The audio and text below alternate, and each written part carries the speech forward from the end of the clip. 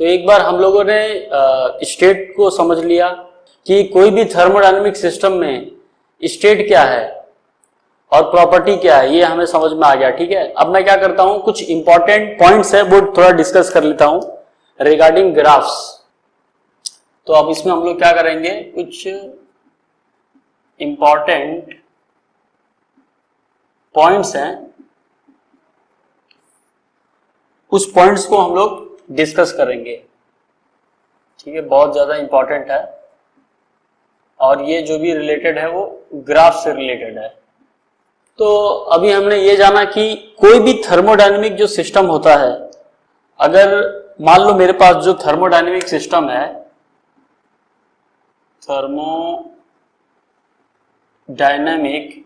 Dynamic system, और इस system में सिंगल कंपोनेंट है विथ सिंगल फेज है, कंपोनेंट भी सिंगल है और फेज भी सिंगल है। तो ये केस में मुझे पता है कि by using Gibbs phase rule जो डिग्री ऑफ फ्रीडम मिलता है वो मुझे 2 मिलता है। यानी मुझे टोटल 2 वेरिएबल चाहिए उस सिस्टम के स्टेट को डिस्क्राइब करने के लिए। कितने वेरिएबल? 2 वेरिएबल। अब बात यह आ जाती है कि जो वेरिएबल हैं, जो प्रॉपर्टीज हैं, वो कितनी है। तो ये चीज हमने ऑलरेडी डिस्कस की थी कि टोटल जितने भी प्रॉपर्टीज होते हैं, जैसे कि pressure, temperature, specific enthalpy, specific volume, specific entropy और स्पेसिफिक इंटरनल एनर्जी। ओके, अब मुझे इस सिस्टम के स्टेट को डिस्क्राइब करने के लिए कितने प्रॉपर्टीज चाहिए? 2। तो इनमें से किसी भी 2 वेरिएबल को मैं यूज कर सकता हूं। ठीक है, कोई भी दो P और T, P और H, P और V, मतलब जो मुझे चाहिए कोई भी 2 मैं यूज कर सकता हूं और इन दोनों वेरिएबल का यूज करके मैं ग्राफ प्लॉट कर सकता हूं। क्या कर सकता हूं? ग्राफ प्लॉट कर सकता हूं। तो मैं चाहूं तो P और H यूज कर सकता हूं। तो फिर मैं अगर मान low pressure versus specific enthalpy का ग्राफ ड्रॉ कर रहा हूं, तो ये दोनों प्रॉपर्टीज अगर मुझे पता है तो इस पे मैं उस सिस्टम के स्टेट को रिप्रेजेंट कर सकता हूं। ठीक है, अगर मान लो मेरे पास टेम्परेचर और स्पेसिफिक वॉल्यूम पता है, मुझे क्या है, टेम्परेचर और स्पेसिफिक वॉल्यूम पता है, तो मैं इसका भी ग्राफ प्लॉट कर सकता हूं। ये मेरा टेम्परेचर और ये मेरा स्पेसिफिक वॉल्यूम। अगर मान लो मुझे इसमें से स्पेसिफिक एंट्रोपी पता है और स्पेसिफिक इंटरनल एनर्जी पता है, तो इसका भी मैं ग्राफ प्लॉट कर सकता हूं। ठीक है, ये स्पेसिफिक एंट्रोपी और ये हो गई स्पेसिफिक इंटरनल एनर्जी। तो ओवरऑल इसमें मैं बताना क्या चाहता हूं, इसमें मैं ये बताना चाहता हूं कि जितने भी थर्मोडायनेमिक प्रॉपर्टीज है based on degree of freedom, तो उसमें से मैं किसी भी वेरिएबल को चूज कर सकता हूं और उसका ग्राफ में प्लॉट कर सकता हूं। ये जो भी ग्राफ प्लॉट किया तो उस पे मैं उस सिस्टम के स्टेट को रिप्रेजेंट कर सकता हूं। तो यहां तक क्लियर है। अब इसमें एक और इंपॉर्टेंट चीज डिस्कस करने वाली बात यह है कि आप देखेंगे कि कभी कभी क्या होगा, ये जो स्पेसिफिक एंथैल्पी है, ठीक है, स्पेसिफिक एंथैल्पी है, इसकी जगह टोटल एंथैल्पी भी आप यूज कर सकते हैं, मतलब इसका भी ग्राफ प्लॉट कर सकते हैं। ठीक है, सिमिलरली ये जो स्पेसिफिक वॉल्यूम है, इसको आप टोटल वॉल्यूम का भी मतलब टोटल वॉल्यूम लेके भी आप इसका ग्राफ प्लॉट कर सकते हैं। सिमिलरली ये जो स्पेसिफिक एंट्रोपी है, ठीक है, ये स्पेसिफिक एंट्रोपी को आप टोटल एंट्रोपी लेके भी आप ग्राफ प्लॉट कर सकते हैं। सिमिलरली ये जो है मेरा क्या है, स्पेसिफिक इंटरनल एनर्जी, इसको आप टोटल इंटरनल एनर्जी लेके ग्राफ प्लॉट कर सकते हैं।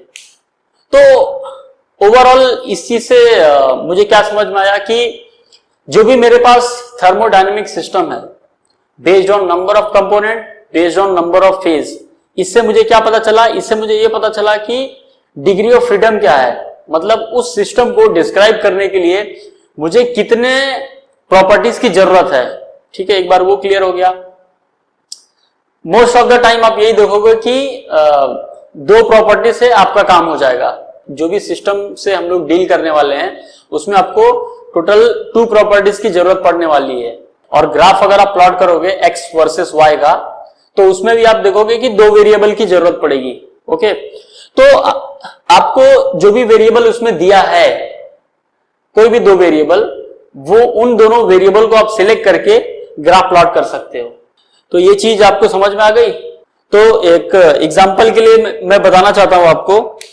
मैं क्या कर सकता हूं, मान लो मुझे 2 वेरिएबल दिए हुए हैं और मुझे सिस्टम के स्टेट को रिप्रेजेंट करना है। ठीक है, तो आप देखोगे कि कहीं कहीं प्रेशर वर्सेस स्पेसिफिक वॉल्यूम होगा और कहीं कहीं प्रेशर वर्सेस टोटल वॉल्यूम होगा। So both are the correct, इसमें कुछ दिक्कत वाली बात नहीं है। अगर आपको वॉल्यूम पता है सिस्टम का, तो आप ये बाय यूजिंग दिस ग्राफ आप स्टेट को रिप्रेजेंट कर सकते हो। अगर आपको टोटल वॉल्यूम नहीं पता है तो वो केस में आप स्पेसिफिक वॉल्यूम लेके ग्राफ को प्लॉट कर सकते हो। तो ये था इंपॉर्टेंट पॉइंट्स रिगार्डिंग ग्राफ्स। तो इस तरह हमने स्टेट को जान लिया। ठीक है, फिर कौन कौन सी प्रॉपर्टीज होती है इसको समझ लिया। फिर उसके बाद इंटेंसिव प्रॉपर्टी क्या होती है, एक्सटेंसिव प्रॉपर्टी क्या होती है, ये सब हमने अच्छे से समझ लिया। अब हम लोग देखते हैं कि व्हाट इज द प्रोसेस।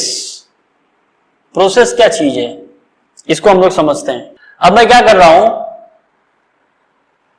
इसके लिए मैं एक एग्जांपल लेता हूं पिस्टन सिलेंडर अरेंजमेंट का। ये एक सिलेंडर है और इसमें ये मेरा पिस्टन है। इसके अंदर, सिलेंडर के अंदर भरा हुआ है नाइट्रोजन गैस। क्या भरा हुआ है? Nitrogen gas. Nitrogen gas. ठीक है, यहां तक क्लियर है। अब ये जो गैस भरी हुई है, ये एक सिस्टम है। सबसे पहली चीज तो ये सिस्टम है, और जब इसके अंदर एक गैस भरी हुई है तो जाहिर सी बात है उसका कोई ना कोई स्टेट होगा। ठीक है, कुछ ना कुछ इसके अंदर प्रॉपर्टी होगी। अब मुझे कितनी प्रॉपर्टी चाहिए इसके स्टेट को आइडेंटिफाई करने के लिए, ये क्वेश्चन मार्क है। तो अभी हमने इसके पहले ये जान लिया था by using Gibbs phase rule कि अगर सिंगल कंपोनेंट है और सिंगल फेज वाला सब्सटेंस है तो वो केस में मुझे 2 प्रॉपर्टी चाहिए। सिस्टम के स्टेट को डिस्क्राइब करने के लिए कितनी प्रॉपर्टी चाहिए? 2 प्रॉपर्टी चाहिए। जैसे अब मुझे पता है कितनी सारी प्रॉपर्टीज है, specific enthalpy, specific internal energy, temperature, pressure, फिर स्पेसिफिक वॉल्यूम और स्पेसिफिक एंट्रोपी। तो इसमें से मुझे कोई भी 2 प्रॉपर्टी चाहिए इस सिस्टम के स्टेट को डिस्क्राइब करने के लिए। ठीक है, तो मैं इसमें से क्या क्या सिलेक्ट करता हूं, एक तो प्रेशर और दूसरा स्पेसिफिक वॉल्यूम। अब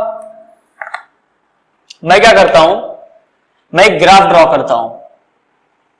जैसे x और y एक्सेस के ऊपर हम लोग ग्राफ को समझते हैं, उसी तरह से प्रोसेस को समझने के लिए हमें ग्राफ ड्रॉ करना होगा।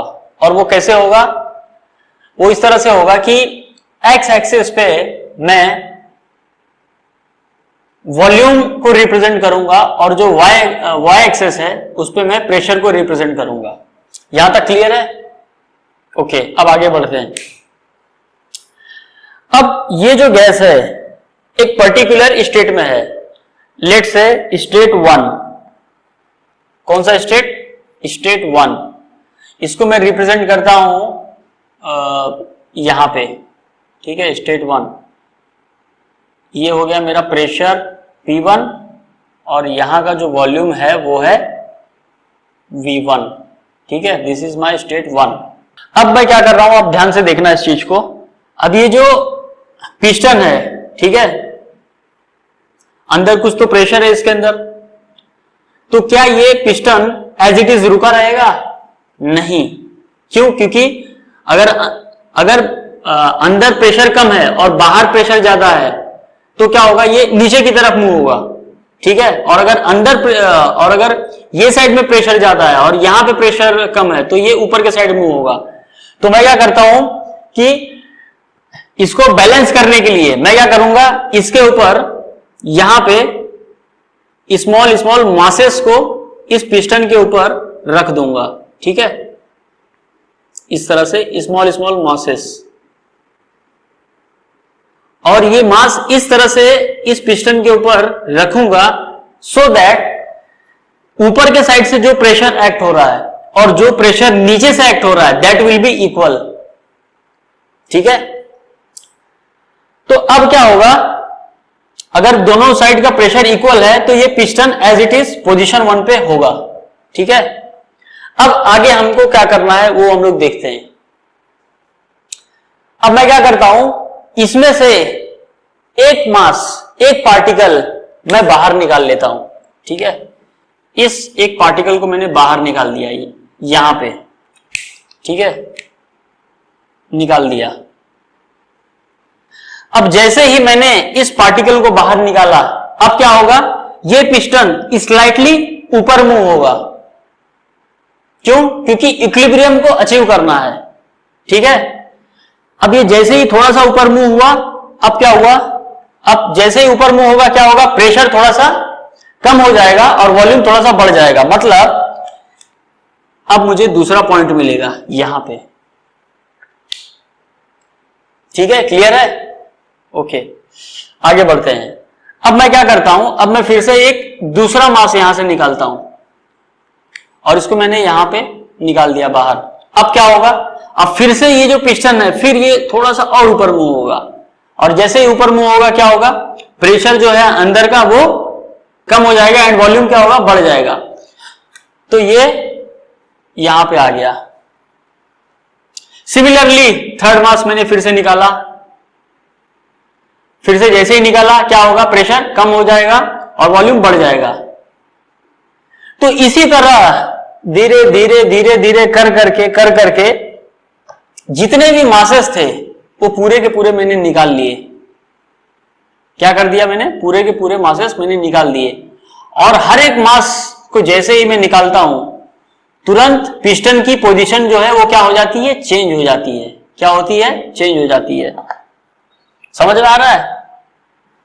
तो जैसे जैसे एक एक पार्टिकल निकलता गया, अब क्या होगा, मुझे अलग अलग पॉइंट्स मिलेंगे, अलग अलग पॉइंट्स मिलते जाएंगे इस तरह से, इस तरह से, इस तरह से। और जब ये पूरा मास मैं निकाल दूंगा तब क्या होगा, तब ये जो पिस्टन है एक नई पोजीशन पे चला जाएगा। Finally this is my position 2। तो समझ में आ रहा है कुछ? क्या हुआ, धीरे धीरे जैसे जैसे मास को निकाल रहा हूं ये पिस्टन धीरे धीरे ऊपर आ रहा है। आते आते अब जैसे ही पूरा मास यहां पे निकल गया, पूरा का पूरा मास, वैसे ही ये पिस्टन की जो है फाइनल पोजीशन पे ये पहुंच गया। कौन सी पोजीशन, पोजीशन 2।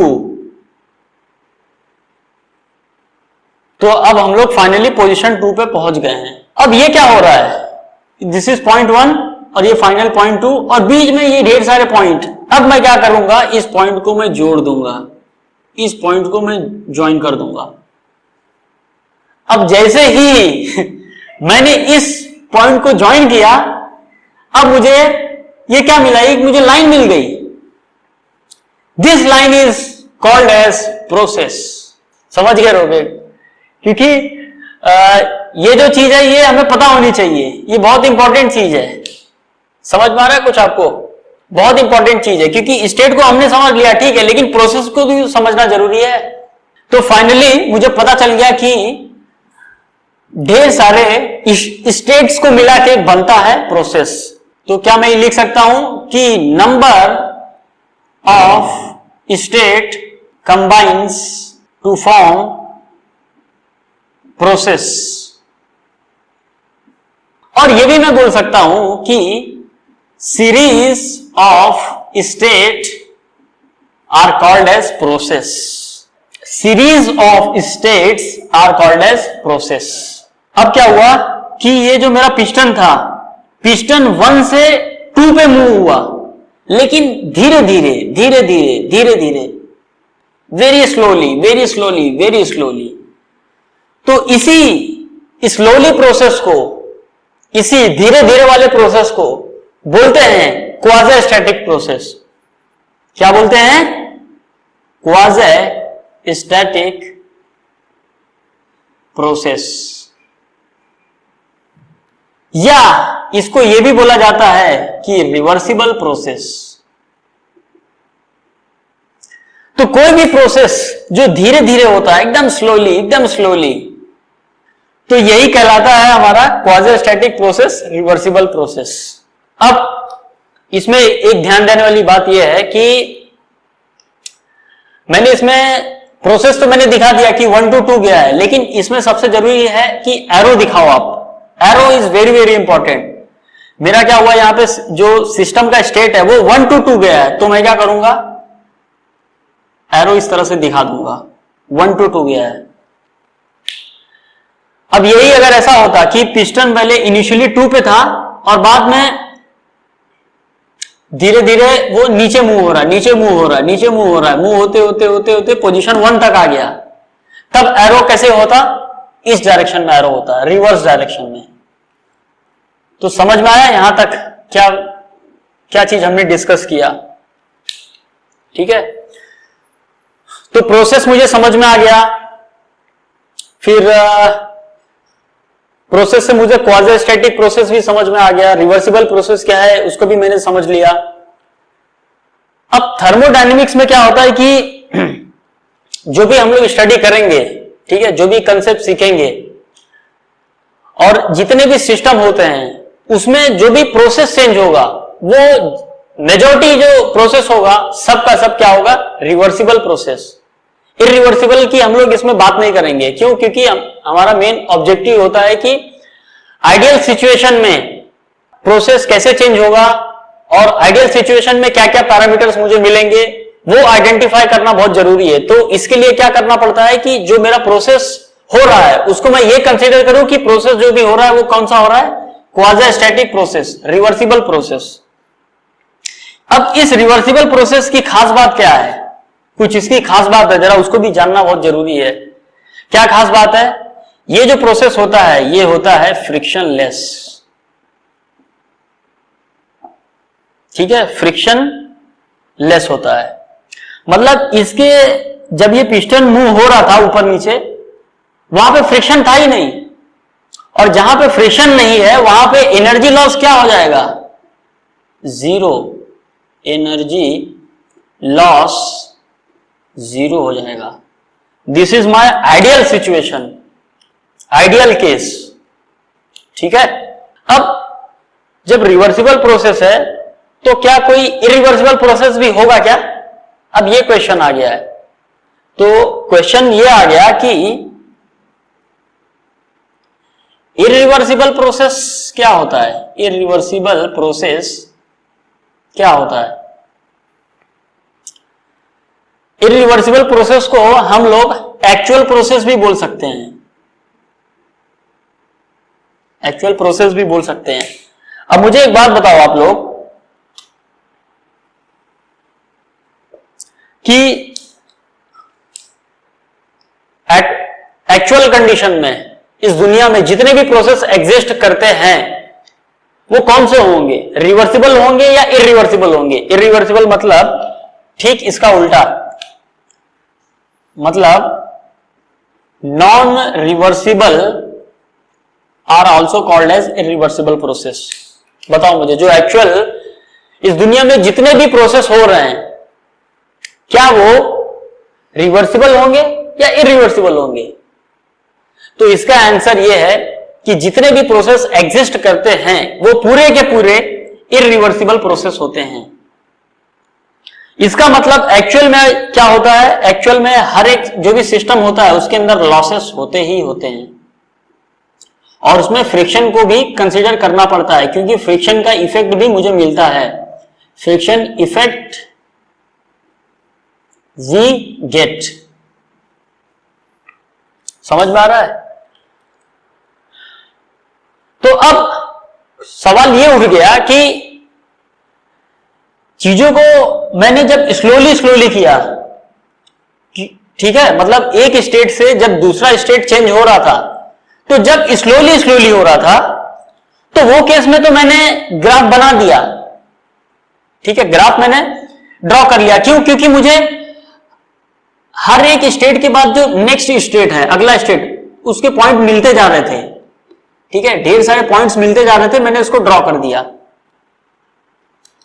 ओके, ये रिवर्सिबल क्या है? स्लो प्रोसेस, ठीक है। तो अपना सवाल ये है कि रिवर्सिबल में हर एक स्टेट इक्विलिब्रियम में है, और वो मुझे मतलब जैसे जैसे मैं पॉइंट, ये जो पॉइंट मासेस है ये हटा रहा हूं, ये क्या हो रहा है, ये हर एक पॉइंट मिलता जा रहा है, तो मैंने ग्राफ प्लॉट कर दिया। अब ये क्वेश्चन आ गया कि क्या इरिवर्सिबल प्रोसेस का भी मैं ग्राफ ड्रॉ कर सकता हूं, ये सवाल है।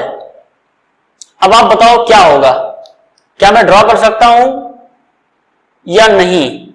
वीडियो को पॉज करो और थोड़ा सा सोचो, जरा 5 सेकंड 10 सेकंड सोचो क्या होगा। तो इसका आंसर है नो। क्या है? No, big no. Irreversible process को ग्राफ में प्लॉट नहीं किया जा सकता। क्यों? अब क्वेश्चन ये आ गया कि क्यों, वाई, ठीक है, वाई, क्यों नहीं प्लॉट किया जा सकता? तो उसके लिए आप इसी एग्जांपल को देखो, ये जो मेरा पिस्टन सिलेंडर का एग्जांपल है जिसमें नाइट्रोजन गैस भरी हुई है। अब इसमें क्या हो रहा था कि मान लो कि ये जो मास पूरा रखा हुआ था, जो छोटे छोटे टुकड़ों में रखा हुआ था, मान लो ये पूरा का पूरा जो मास है, ठीक है, ये जो पूरा का पूरा जो इस पर रखा हुआ था, उसका पूरा कंबाइन वेट मान लो 200 kg है। कितना है? 200 kg, ठीक है। और ये जो एक एक पार्टिकल है उसका वेट है 10-10 ग्राम।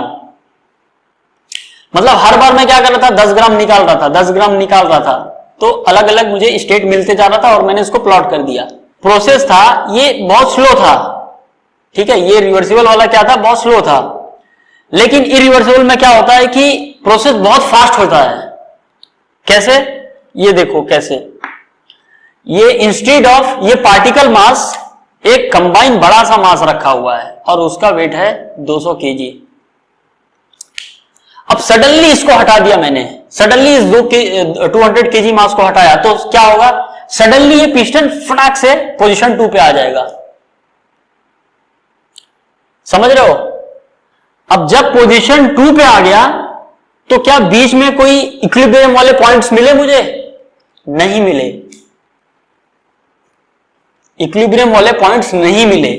इसका मतलब अगर मैं इरिवर्सिबल प्रोसेस का मैं ग्राफ ड्रॉ करना चाहूं, ठीक है, अगर मैं पीवी ग्राफ पे इसको प्लॉट करना चाहूं, तो देखो अभी पोजीशन 1 तो क्लियर है, कुछ दिक्कत वाली बात नहीं है।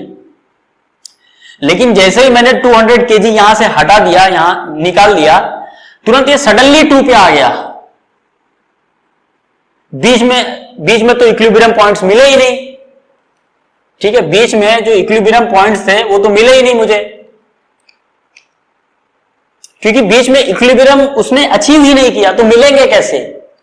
और दूसरा, चलो मान लो मैं किसी इंस्ट्रूमेंट या डिवाइस का यूज करके मैं मेजर भी कर लूं कि पर्टिकुलर स्मॉल इंटरवल पे, ठीक है, स्मॉल टाइम इंटरवल पे क्या क्या अंदर कंडीशंस थी, अगर वो मुझे फाइंड करना होगा, तो अगर मान लो मैंने कुछ डिवाइस रख भी दिया इसके अंदर, तो अब क्या होगा,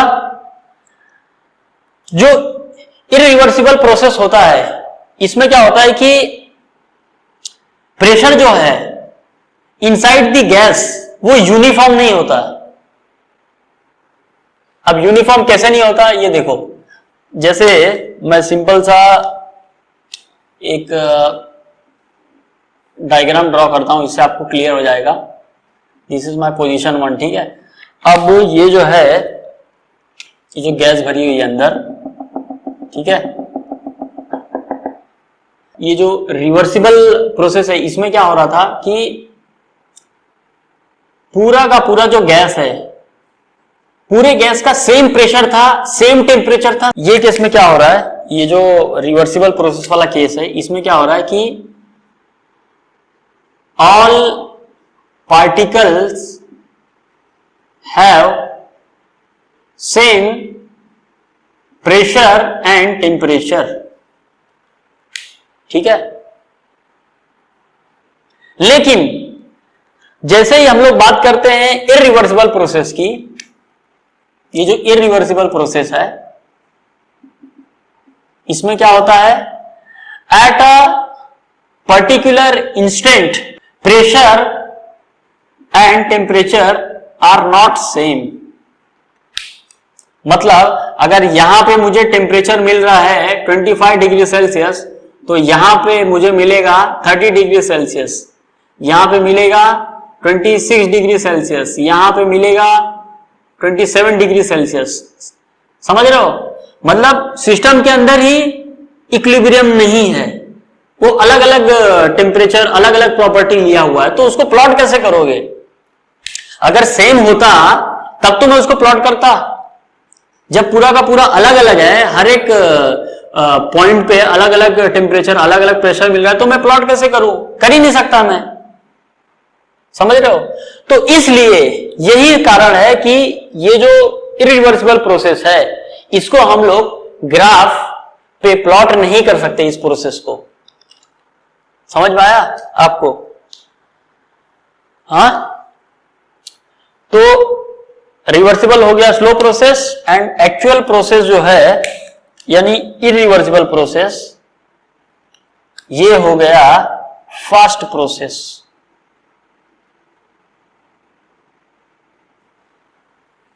तो ओवरऑल इससे आपको ये समझ में आ गया होगा कि सबसे पहली चीज प्रोसेस क्या होती है, ठीक है। नंबर ऑफ और सीरीज ऑफ स्टेट्स को मिला के बन गया प्रोसेस।